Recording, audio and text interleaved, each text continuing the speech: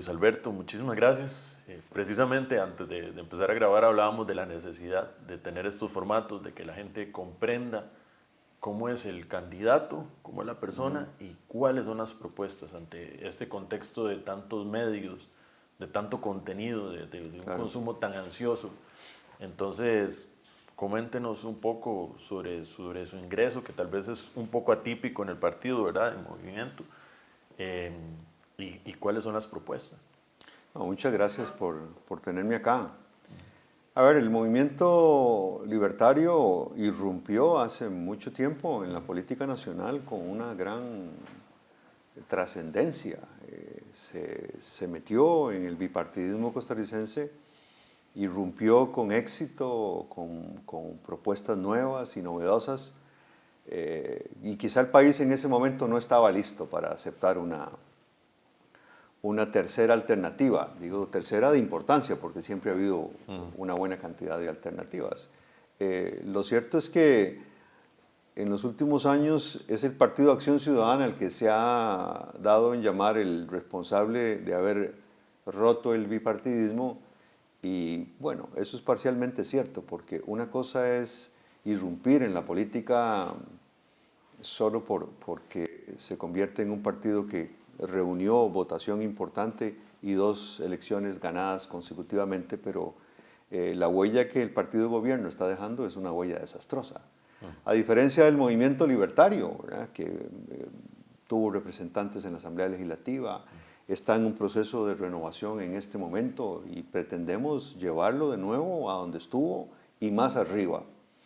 De tal forma que para la política nacional, cuando la gente solo se está fijando en lo que pasó antes y no en lo que puede ser posible una agrupación como esta, con la gente que tiene, que sigue teniendo, con los dirigentes veteranos, por decirlo así, que todavía están en el movimiento libertario y con los que hemos venido incorporándonos, puede estar perfectamente confiada de que vamos a proponer, como lo estamos haciendo ahora en esta campaña, y luego en las elecciones municipales, cuando corresponda, en el 2024 y para adelante, las mejores ideas, los mejores propósitos y por supuesto la convicción absoluta de que lo que vayamos a proponer son aquellas cosas, aquellas ideas, aquellas iniciativas que el país y nosotros mismos como proponentes estamos no solo dispuestos a cumplirlas, sino a hacerlas realidad porque son viables, porque son posibles. ¿Siente que agarra el tren justo a tiempo? ¿Lo agarra tarde? ¿Ante la salida de don Carlos? ¿Cómo lo...? Bueno, desde luego que el tiempo no fue el mejor, precisamente porque hay un relevo, no solo un relevo dentro de un partido en reconstrucción que tiene todo el derecho de recuperar esa reputación que perdió y que la perdió por personas que hoy no están en el movimiento libertario. Pero nunca es tarde en este caso concreto, porque la atención de los costarricenses, si bien es cierto, siempre hemos creído que estamos muy bien informados sobre cuestiones políticas, ahora lo que estamos es fundamentalmente muy confundidos con 25 candidaturas a la presidencia de la República. Entonces no estamos ni hemos estado poniendo atención en las últimas semanas o en los últimos meses, desde que las candidaturas terminaron de formalizarse e inscribirse debidamente en el Tribunal Supremo de Elecciones.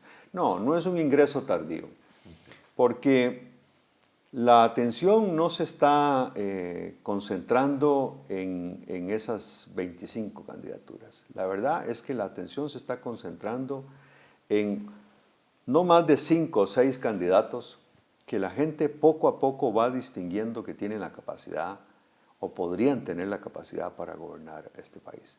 Y como no se está concentrando en eso, no ha decidido su voto, lo cual no significa que no vaya a votar. Y como no ha decidido su voto, tampoco está muy interesado en estudiar esas candidaturas, pero yo creo que una vez que soltemos la Navidad y soltemos el tránsito de fin de año, en enero nos vamos a topar con la responsabilidad ciudadana de decir, bueno, y ahora sí, estamos a principios de enero, vamos a estar a un mes de la elección en la primera vuelta, porque habrá una segunda vuelta de seguro, y vamos a tener que pensar en quién votar. En ese sentido, cuando pensemos o vayamos a pensar en quién votar y nos fijemos en las propuestas que están en la mesa, que se están discutiendo, yo estoy seguro que el costarricense va a distinguir fácilmente quiénes no, que seguramente son 18, 19, los que realmente, y lo digo con franqueza, porque me parece que también a los costarricenses hay que hablarles con franqueza. La Constitución tiene muy pocos requisitos para ser candidato a la presidencia de la República.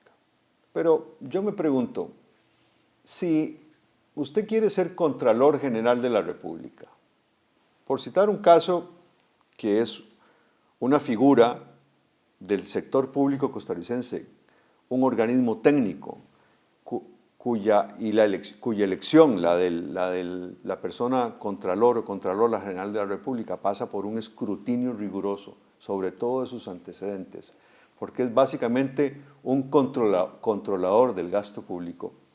¿Por qué esa elección es tan rigurosa y por qué los candidatos o candidatas a ese cargo tienen que cumplir ciertos requisitos que están previstos en la ley?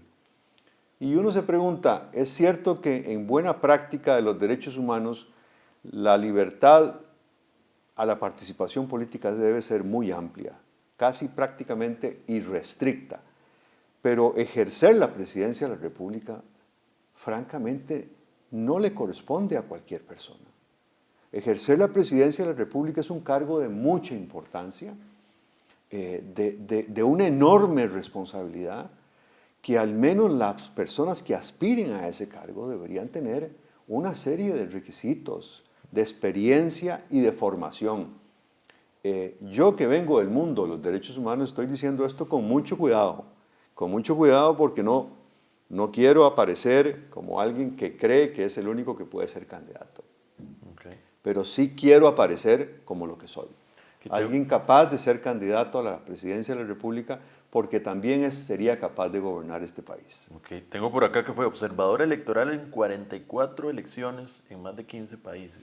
Mire, yo después de la número 48 me cansé de contarlas, pero tengo las credenciales de cada elección. Ahora, la observación electoral a la que usted se refiere ahí, y me alegra que lo mencione, no solo fue tomar un avión y dirigirse a un país de América Latina a ver la elección 3 días antes. Es un proceso que arrancaba desde 6 meses antes del día de la elección, sobre todo las elecciones presidenciales, y continuaba al menos 6 meses después. Un poco para valorar dentro de las candidaturas propuestas en cualquiera de esas elecciones. Estamos hablando de 48 y tal vez un poquito más de procesos electorales en más de 22 países de América Latina y repitiendo en algunos de ellos, como en países muy importantes como México, como Argentina, como Brasil. En Argentina son todo un tema, ¿verdad? Las elecciones también. En Argentina son como los tangos, puede usted encontrarse cualquier cosa, ¿verdad? Es muy fuerte, muy Pero marcado, bueno, ¿verdad? eso me dio una gran posibilidad de aprender no solo de cómo se formulan las campañas, sino después en el seguimiento posterior. Es curioso que 6 meses después también hay un seguimiento. Sí, nosotros continuamos un seguimiento y los que somos como yo, muy aficionados al seguimiento de los procesos políticos, especialmente en nuestra gran América Latina, se quedaba uno vinculado a la gestión presidencial, sobre todo en los países con mucho más nombre y con mucho más complejidad, así como usted menciona Argentina, como Brasil, como la misma Venezuela, como Colombia, ¿verdad? Toda la región andina con una serie de cambios y movimientos a la derecha y movimientos a la izquierda. Y ni qué decir de América Central. Conociendo este contexto de elecciones en toda la región, lo hemos hablado con otros candidatos acá también, el hecho de que haya tantos candidatos en específico que estamos viviendo ahora, ¿obedece a que está enferma la política hasta cierto punto? No, yo no creo que es eso. Me parece que sí hay una especie de depreciación de los mecanismos de la representación política, de nuevo, porque cuando algunos de estos movimientos sencillamente se inscriben para hacer un partido nuevo. Para hacer un partido nuevo, pocos meses antes, sin ningún antecedente más que la intención del candidato o la candidata, que no tienen una carrera. Es cierto, usted me va a decir, todos los partidos empiezan alguna vez con una elección, desde luego, pero Después de 8 años de gobierno desastroso del Partido Acción Ciudadana, ese partido que prometió cambiar las cosas en el país, pero especialmente prometió devolverle a la política la decencia, devolver la transparencia al uso de las finanzas públicas, del dinero de los costarricenses, y ninguna de esas cosas cumplió. Eso no significa entonces que cualquier persona o cualquier grupo de personas piense que por formar un partido y elegir un candidato conforme a las reglas del Código Electoral ya está capacitado para gobernar. Por eso cuando yo hablo de 18 o 19 candidatos que no deberían estar candidateándose, y lo digo a sabiendas de que esto me va a traer reacciones. Me interesa ahí, hay que cuidarse de algunos partidos en específico, porque le hago la misma pregunta a todos. Sí, claro que hay que cuidarse, por supuesto, del Frente Amplio es el que más hay que cuidarse. Okay. De esa fachada de Frente Amplio que ahora se dice de centro, ahora se dice un partido democrático y que cree en los mecanismos pluralistas de participación política. Y dígame usted, si usted lo ha oído en los últimos años censurar la dictadura venezolana, más atrás censurar la dictadura cubana y más recientemente, no solo la dictadura, el genocidio de Nicaragua. Yo no los he oído hacer eso, ¿verdad? Entonces me preocupa que agrupaciones políticas que están ahí postulándose no nos están contando a los costarricenses todo lo que creen. Precisamente a Villalta lo queremos acá.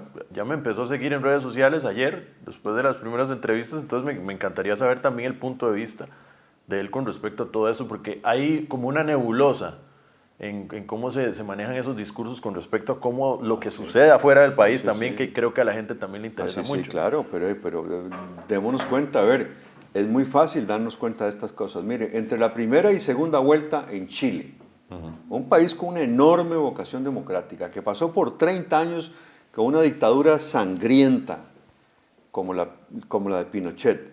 Y vean qué paradoja, una dictadura sangrienta que le dio a Chile un enorme crecimiento económico. O sea, economía, prosperidad, crecimiento económico, mientras sojuzgaba a ese pueblo.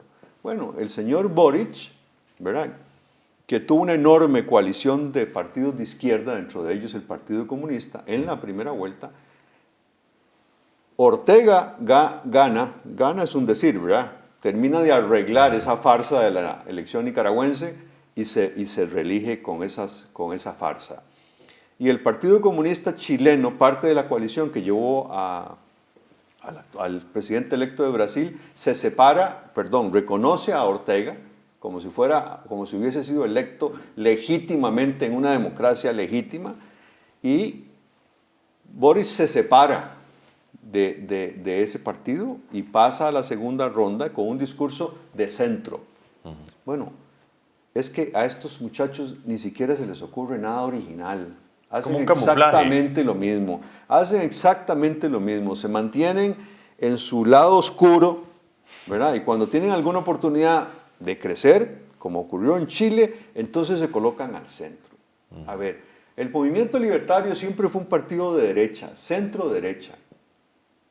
Y ahí no hay ningún problema con eso. Ningún problema, porque todas las cosas se pueden hacer cuando uno respeta el impulso de la empresa privada, le facilita todas las condiciones para que crezca, para que genere empleo, para que exporte, para que cree la riqueza del país, y de paso, bueno, le cobra impuestos de manera razonable, no lo ataranta ni lo aprieta con una estructura tributaria compleja. Entonces, ¿qué es tanto lo que le temen a una posición de esa naturaleza? Pero que tiene también la sensibilidad de ir a una reforma educativa, a llevarle al sector social las herramientas para atender los problemas de exclusión, de pobreza extrema, que tiene la sensibilidad para decir el dinero del Estado se tiene que utilizar con la suficiente transparencia para que alcance de tal forma que esa población tan desfavorecida, que en el caso nuestro ya representa un 25% de la población, agravado por la pandemia, que requiere la ayuda del Estado. Entonces, no me vengan a mí con esos discursos de vengo de la izquierda, me coloco al centro porque ahora me conviene para ver si gano una elección.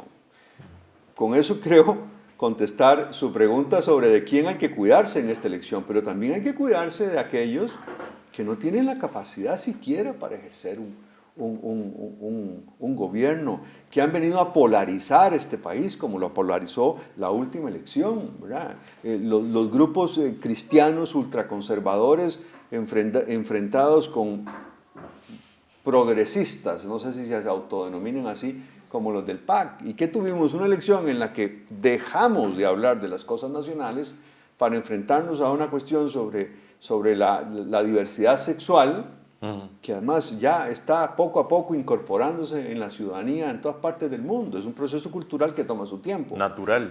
Natural, toma su tiempo, pero va en la vía en que tiene que ser, que cada quien respete lo que hace el otro y lo que piense, pero que eso no nos separe, pero dejamos de lado la discusión sobre la economía, sobre el empleo. Somos seres muy duales en ese sentido, siempre lo abarcamos en estas conversaciones, blanco y negro, nada más, y tal vez nos es más fácil pensar así, si nos ponen, ok, es uno o el otro, simplemente y no tenemos la capacidad de un raciocinio más a fondo, todos, me incluyo. Nos ocurre, pero entonces el estadista, el que aspira a conducir una política inclusiva, necesita tener herramientas de negociación, de tolerancia, capacidad para concertar por encima de las diferencias. Siempre es mucho más fácil enfrentarse. Polarizar. Y polarizar es muchísimo más sencillo. No hay nada más complicado que construir políticas públicas a pesar de las diferencias. En muchos de esos casos, cuando usted mencionaba de las misiones de observación, mi trabajo como como funcionario entonces del Instituto Interamericano de Derechos Humanos con sede en este país, fue luego conducir procesos de reformas políticas y electorales, de orden constitucional, de orden legal, para lograr apertura a los partidos políticos, democratización interna, incorporación efectiva a la mujer en la política, transparencia en el uso de los recursos públicos.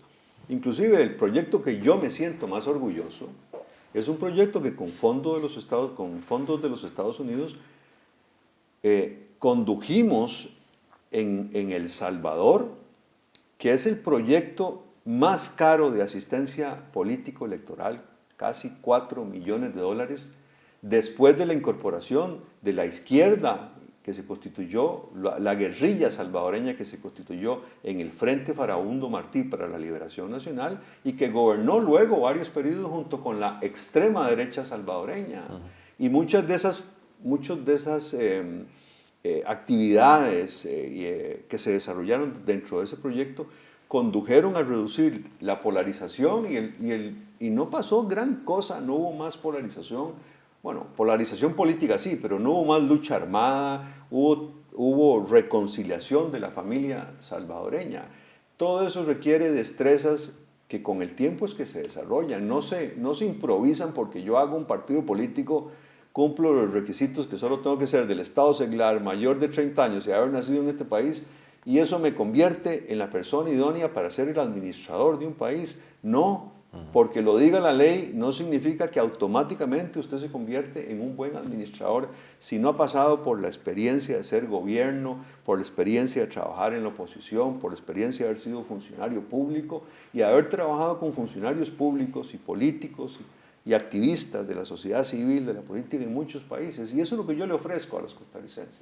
Quiero abarcar el tema ahí del Salvador, que habló de Salvador. ¿Qué opinión tiene del gobierno de El Salvador actual? Y quiero ligarlo tal vez con una de las propuestas suyas de las criptomonedas. Entonces, ¿qué opinión tiene actualmente cómo se está manejando El Salvador? Mire, yo tengo la impresión de que el señor Bukele es un hombre de buenas intenciones, que quiere ganar tiempo para echar a andar muchos de sus proyectos y que está recurriendo a medidas de carácter autoritario.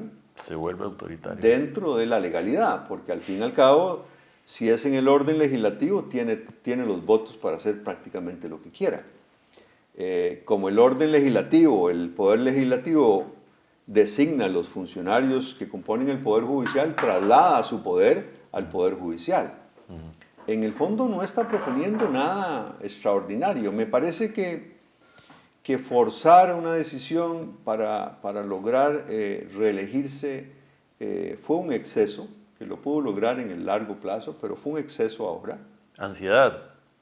Yo creo que eso sí tiene mucha ansiedad porque es un país que de verdad venía en un curso de acción positivo, en un bipartidismo que seguía encontrándose o enfrentándose en El Salvador. Y el señor Bukele, el presidente Bukele, me parece que sí, tiene mucha ansiedad de lograr muchas cosas cuando los procesos políticos de transformación, como los que necesita toda nuestra América Central, requieren más tiempo, requieren más mesura, requieren más negociación. Esa ansiedad se debe, lo digo yo como una persona joven, se debe precisamente a la juventud, porque es otra de las preguntas que me gustaría hacerle. Siempre se piensa en eso en un candidato, ok, o está muy joven o está muy viejo, entonces les pregunto, ¿somos o gerontofóbicos o tendemos a criticar también el tema de que somos muy jóvenes? Entonces ahí o se polariza de nuevo, ¿verdad? Se polariza de nuevo, sí. Yo creo que la solución, no la solución, el abordaje a una cuestión entre si yo soy muy joven o soy muy viejo, se dilucida muy sencillamente. Uno muy joven no puede tener toda la experiencia que tiene el que es más viejo. Y el otro, que es más viejo, no solo por haber ido contando calendarios, necesariamente obtuvo toda la experiencia necesaria. Hay un sesgo ahí de que el que es más viejo siempre es más sabio. Y no necesariamente no siempre, es así. No siempre, claro que no siempre. Es decir, a ver, usted podría decir que en los Estados Unidos, en la última elección, la mayoría de los estadounidenses, acordémonos que la votación fue una votación como de 70 y otros 70 y pico, un poco más millones de electores, ¿verdad? Estamos hablando de 150 millones de personas votando, en un país que siempre ha votado no más del 50% de sus electores. Usted podría decir que la mayoría de la gente votó por el presidente, hoy el presidente Biden, por su experiencia. Otros va a encontrar que le dicen, votaron contra Trump para no reelegirlo. Okay. Yo pienso que las dos cosas son ciertas. Votar contra Trump era un imperativo moral, a mi juicio. Si yo fuera estadounidense, habría votado por ambos factores. Contra Trump por su incapacidad, es decir, la indignidad que representa ese sujeto como presidente de los Estados Unidos. Y por otra parte, habría votado con gran agrado por el presidente Biden por la enorme experiencia acumulada como legislador, un hombre que probablemente en los últimos años nadie en los Estados Unidos ha acumulado semejante experiencia, ligada además a la condición de vicepresidente por 8 años del presidente Obama. Por lo tanto, para trasladarlo a nuestra situación actual, no todos los viejos son sabios, ni todos los jóvenes pueden aducir que tienen la experiencia ni la capacidad. Hay un término medio en el que hay que fijarse y yo, desde luego, porque acumulo años y acumulo experiencia, por supuesto que me apunto a mí mismo, pero no solo porque soy yo. Es que si yo encontrara en los demás contendientes condiciones de experiencia con los años acumulados, estaría con esa persona. Y si yo encontrara en la gente joven que hoy se postula a la presidencia de la República, dentro de los 25 candidatos que somos, que tienen los atestados para gobernar, yo sin problemas reconocería eso. También la palabra experiencia se vuelve un poco como truculenta, de que, ok, acumulo experiencia, pero a veces da la impresión de que están acumulando otro tipo de mañas, ¿verdad? Lo llevo esto al tema corrupción, por ejemplo. Bueno, es que cuando usted acumula años de trabajo en el sector público, que es acumular experiencia, claro, también tiene la oportunidad de aprender las cosas que no debió haber aprendido, o por lo menos debió haber aprendido a combatirlas, no sumarse a esas. A identificarlas. Por eso, este tema de la que está en nuestra propuesta de una asamblea constituyente, de una constitución, de limitar la reelección indefinida de alcaldes, no tiene otro propósito más que ese. Dos grandes propósitos. Ya la Asamblea Legislativa está reaccionando en ese sentido, lo cual me alegra mucho. Bueno, yo me pregunto si la Asamblea Legislativa, sin los casos al menos de estos 6 alcaldes, que le aseguro que no paran esos 6. Desafortunadamente esto está apenas empezando. Específicamente caso Diamante. Es caso Diamante. Eso está apenas empezando. Es muchísimo más grande. Bueno, vamos a seguir viéndolo, vamos a ver cómo siguen las investigaciones, pero a mí me preocupa, es decir, me alegra que el Poder Judicial y el organismo de investigación judicial estén haciendo su trabajo, ¿verdad? Y que estamos hablando aquí de la presunción de inocencia, pero en nuestra propuesta de una Asamblea Nacional Constituyente, el tema de parar la reelección sucesiva de los alcaldes está ahí desde hace rato.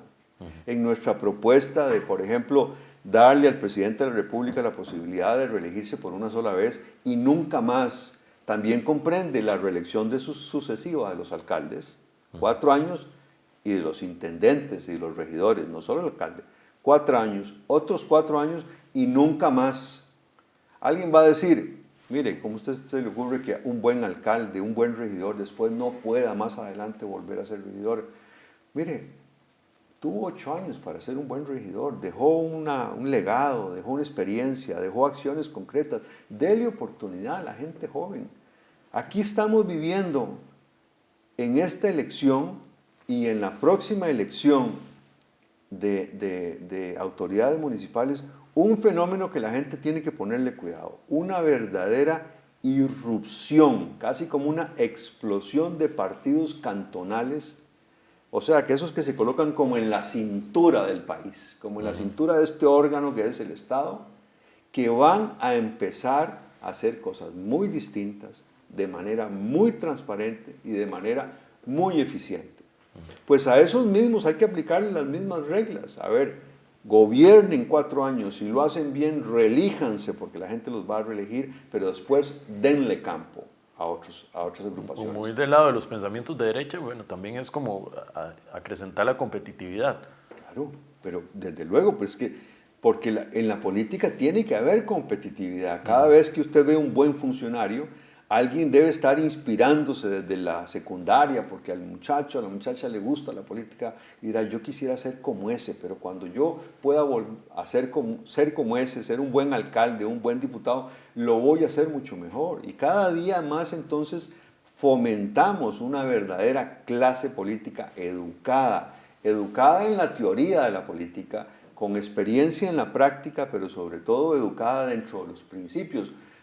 Porque el problema de la representación política a la que me refería antes con su pregunta es que nos convertimos en hacedores de la política pública en función de posiciones y de intereses, pero no de principios. El principio de la eficiencia, de la transparencia, de la responsabilidad, de la convicción sobre la rendición de cuentas. La política, mientras esté basada en principios, es una política sana. No importa quién sea el candidato, no importa que sea el partido. El tema es que ni todos los partidos ni todos los candidatos están en las mismas premisas. Llevándolo al tema de la competencia que hablamos, ¿verdad? De ese estar ahí, hablemos un poco de los monopolios en el país. ¿Qué piensa hacer si llega a ser presidente con respecto al tema de los monopolios? Le cuento, pero que no se nos quede colgada la otra pregunta que usted hizo. Okay. Sobre Bukele y las criptomonedas. Algo que usted quiera volver sobre eso. Claro, claro. Yo démosle ahí. Ya he manifestado mi aprobación al tema de las criptomonedas. A ver, como todo en la vida, esto requiere un poquito de legislación y requiere mucha transparencia. Pero mire, es que no solo con las criptomonedas se pueden hacer cosas muy buenas, también se pueden hacer cosas muy malas, desde luego. Pero el mejor ejemplo de que las criptomonedas no son lo perniciosas que la gente cree que son, es que ni la Reserva Federal de los Estados Unidos, ni el FBI, ¿verdad? Ese FBI que lo vemos en todas las películas y que todo el mundo lo tenemos arriba. Lo tenemos ahí arriba, además todos quisiéramos tener una policía aquí como el FBI, que es una policía científica. Ninguna de las dos entidades de la primer economía del mundo, han declarado a las criptomonedas una amenaza. No, y hasta cierto punto no han podido regularlas bien del todo. Es que son prácticamente irregulables, porque eso es una ese cosa... es el principio, de hecho. Ese es el principio, de hecho, pero eso no tiene por qué hacerlo... nocivo. Nocivo, claro que no. Pero bueno, repito mi convicción de que por medio de las criptomonedas la economía puede tener un enorme impulso. Pero a ver, todavía no estamos hablando de cosas más complejas que las criptomonedas, que es la reactivación económica en el mundo de una cosa que se llaman los NFTs. NFTs, siempre ¿verdad? les hago la misma pregunta. Los NFTs, ¿verdad? Para los que nos escuchan y nos ven, ¿verdad? La N es de non, la T de la F de fungible y la T de tokens, o sea, elementos en el mundo virtual que se comercian.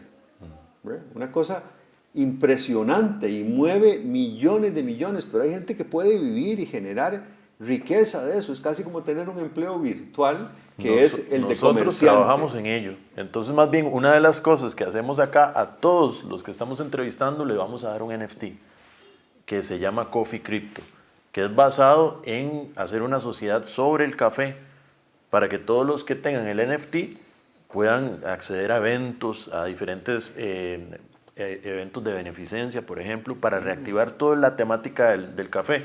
Un NFT que qué bueno que lo trae de una vez a la mesa. No, y yo me apunto, sí, totalmente, lo va a recibir, le vamos a dar un Por NFT. Por favor, claro, tengo 2 de mis hijos metidos en eso.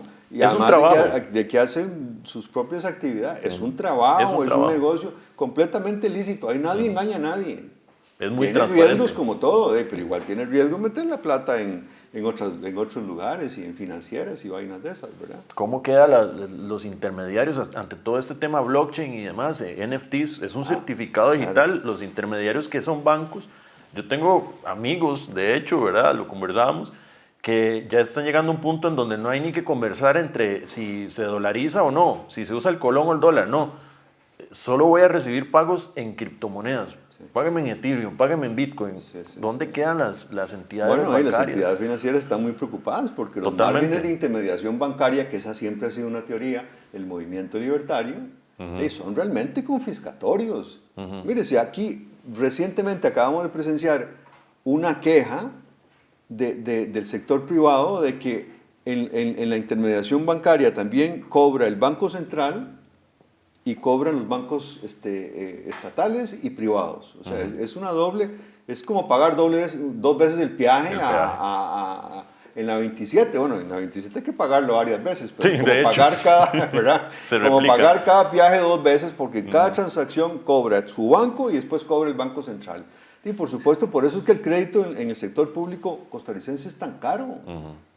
Pero bueno, me desvié con los... Pero me alegra mucho porque métame a mí en ese grupo, por favor. Está totalmente invitado. A todos les estoy dando el NFT precisamente para hacer esa disrupción. O sea, cuando me decían, pero ¿por qué vas a los candidatos presidenciales darles un NFT? Porque ocupo que sea disruptivo.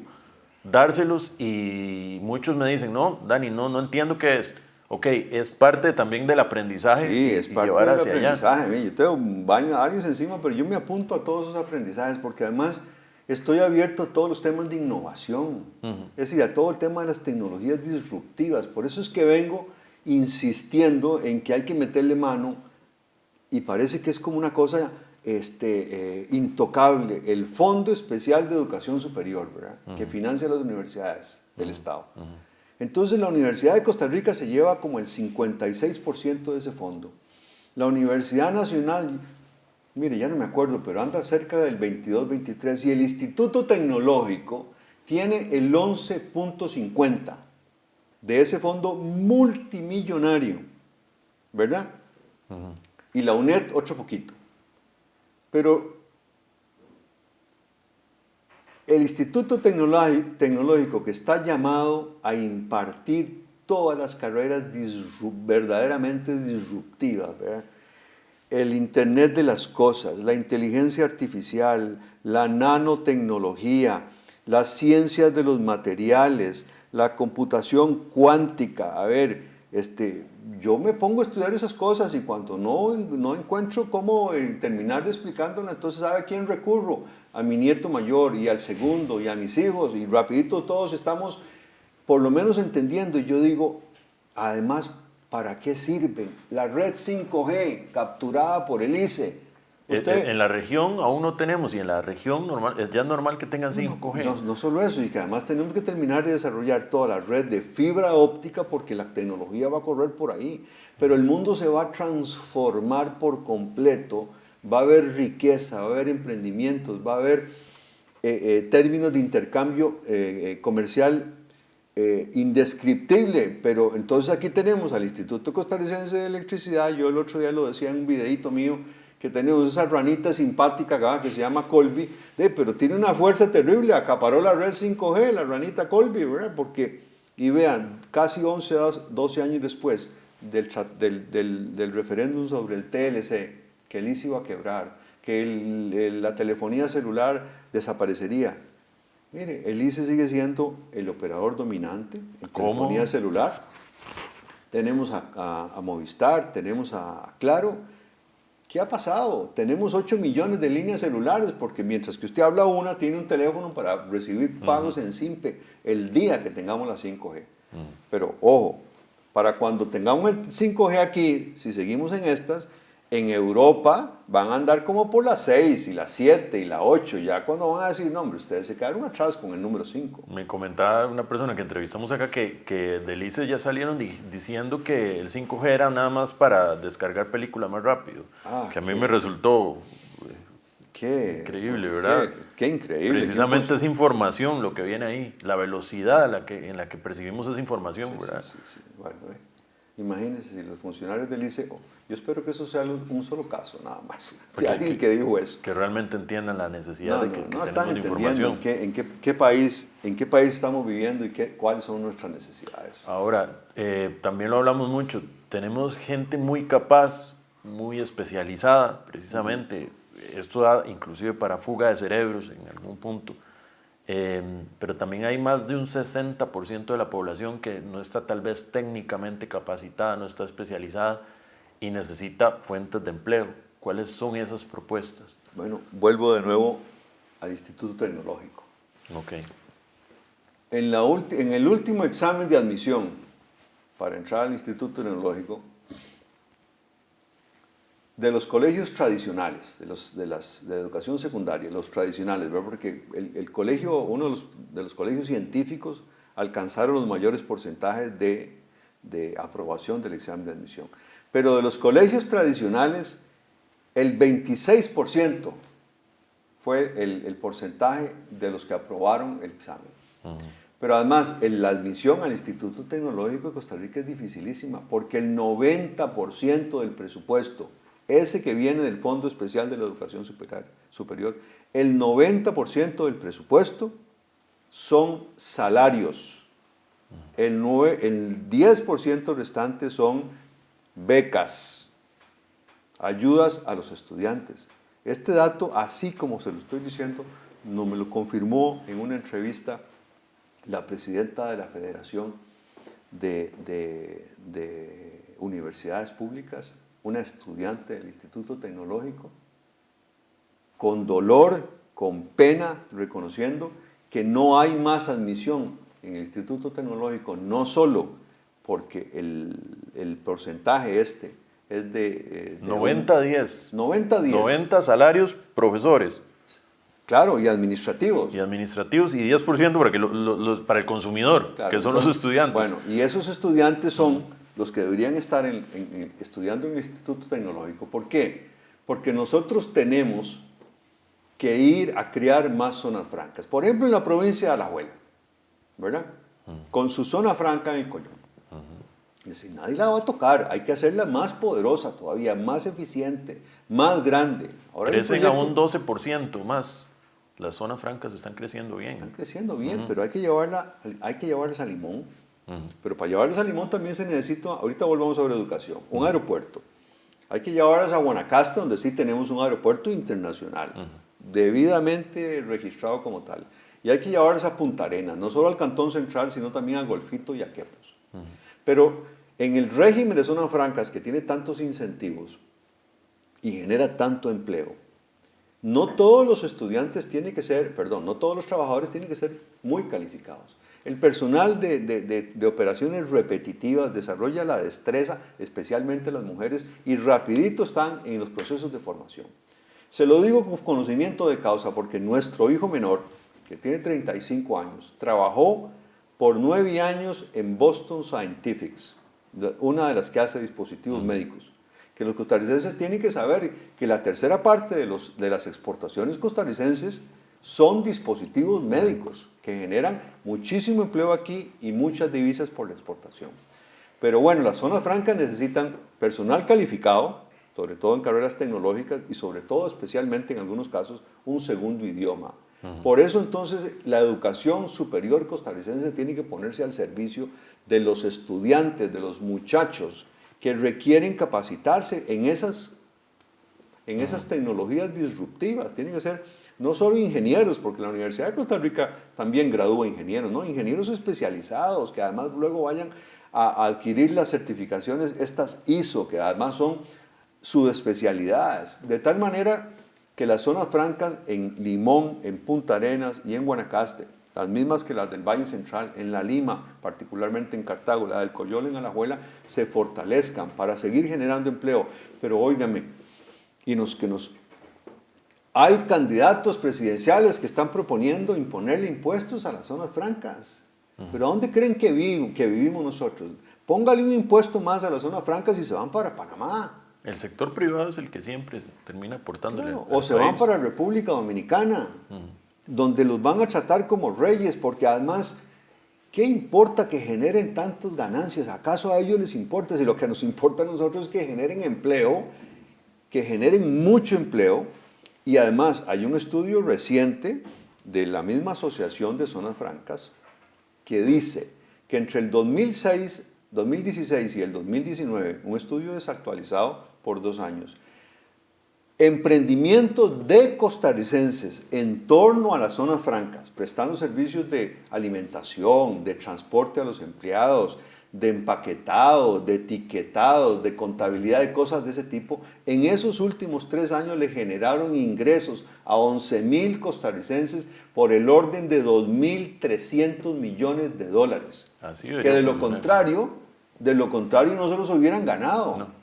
¿Verdad? Y porque las zonas francas se abrieron para decir, mire, la verdad es que yo tengo aquí 4 buses, ¿por qué yo voy a tener 4 buses para trasladar? Póngame usted sus buses y yo me desentiendo de eso.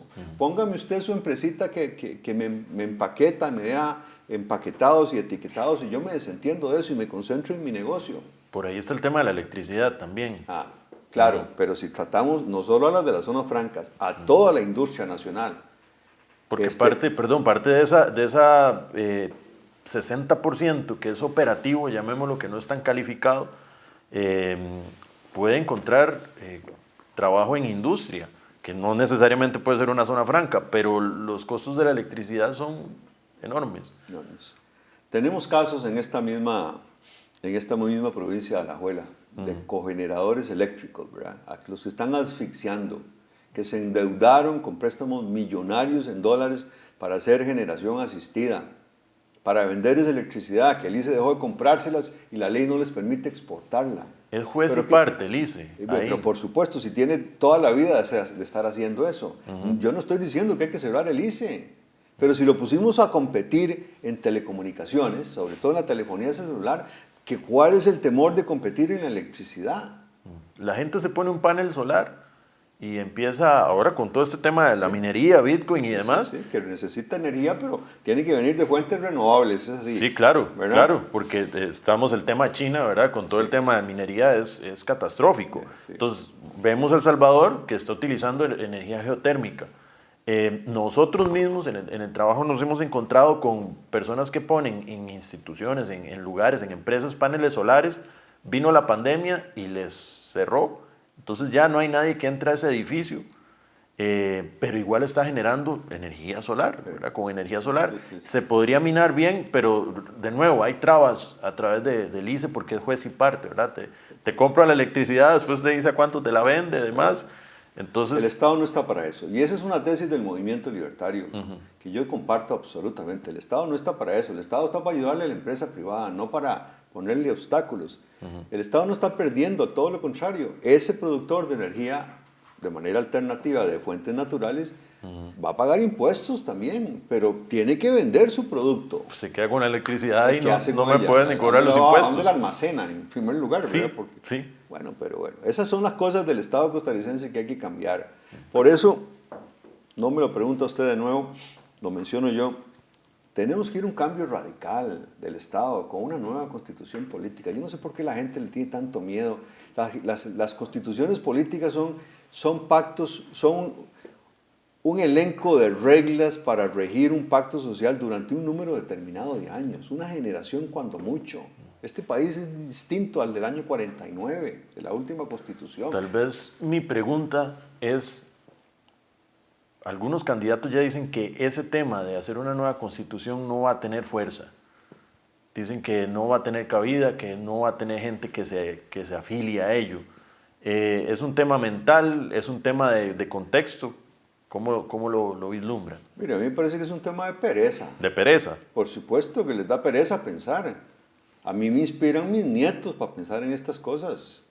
Por supuesto que me inspiran mis nietos, ya no solo mis hijos, nuestros 6 nietos me inspiran para decir, este país necesita un nuevo elenco de reglas que nos ponga en el mundo que hoy estamos viviendo, un Estado eficiente, que cumpla con su tarea.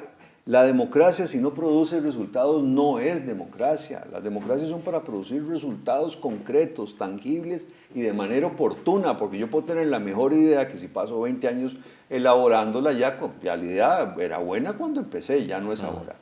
Necesitamos cambios de cómo elegir los candidatos a diputados, de cómo gobernar desde el Poder Ejecutivo. Necesitamos sacar la Sala Cuarta de la Corte Suprema de Justicia y crear un tribunal constitucional que se ocupe únicamente de garantizar que los derechos humanos se cumplan, pero no necesitamos una Sala Cuarta que interprete la Constitución cuando la letra de la Constitución dice lo que dice.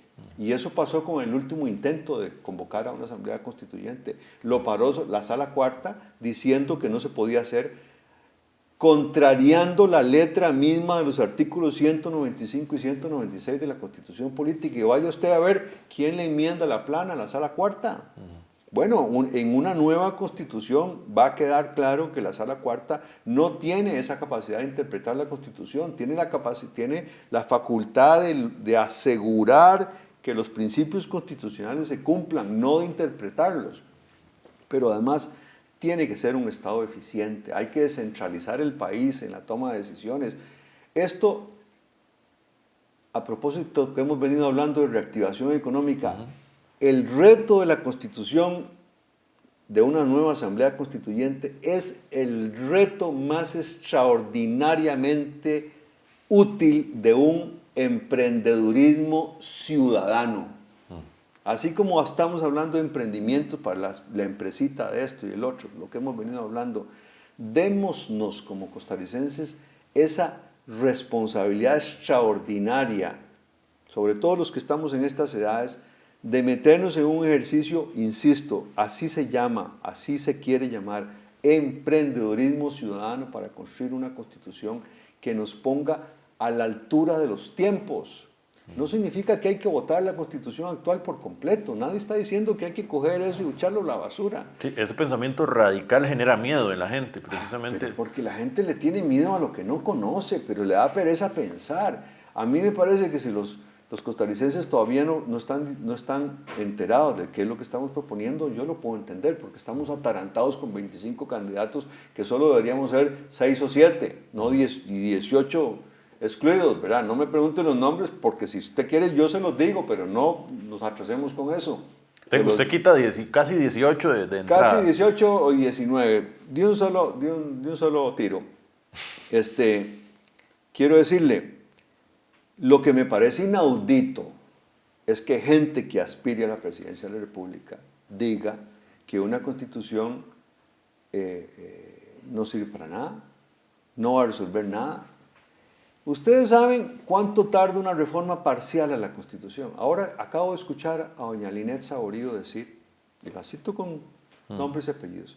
Que hay que reformar la forma de elegir los diputados, los magistrados de la Corte Suprema de Justicia para que no se dé toda esa continuidad.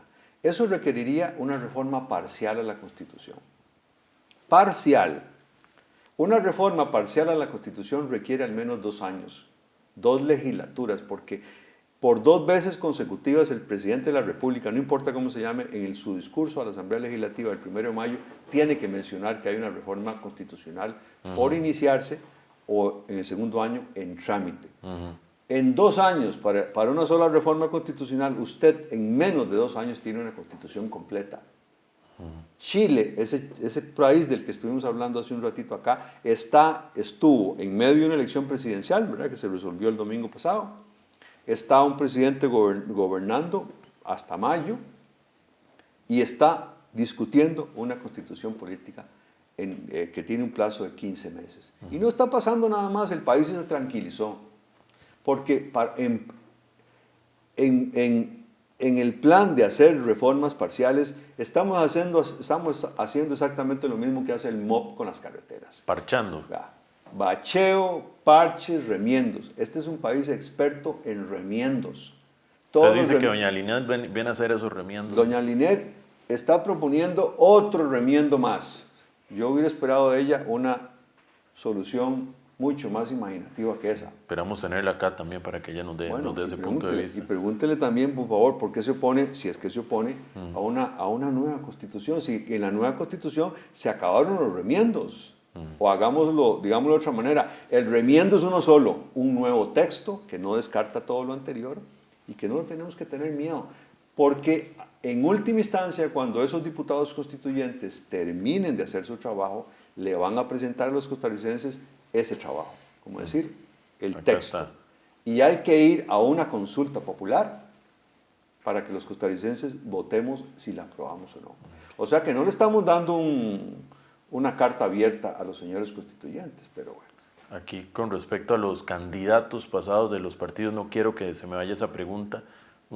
El abanderado, la cara, si se puede decir la marca personal del partido, usted fue Otto Guevara en algún momento, ¿verdad? Lo fue. Quisiera su opinión al respecto. Mire, Otto Guevara, cuando con un grupo de costarricenses funda el movimiento libertario, estoy seguro que era un hombre lleno de buenas intenciones. No supo explicarle a los costarricenses cabalmente qué pensaba el movimiento libertario. Y luego se enredó y después dejó esa estructura tirada.